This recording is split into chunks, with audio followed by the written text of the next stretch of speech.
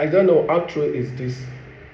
How true is this news? But if it's truth, oh no, we have really missed this guy Greenwood. We have missed this guy so much. We really need him back in our team. And do you know how it's gonna be having Greenwood back in our team? Do you know how it's gonna be? Sesko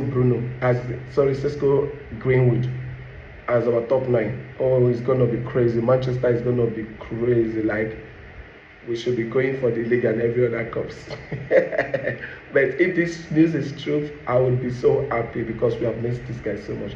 And also, I'm also hearing a news about Marcus Tavernier of Bournemouth. Also, they've also added him to the list of players we want this season.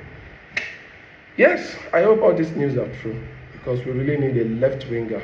We need it a lot. So let me know your take on this, guys. For me, I would really love to welcome back Mr. Greenwood in our team.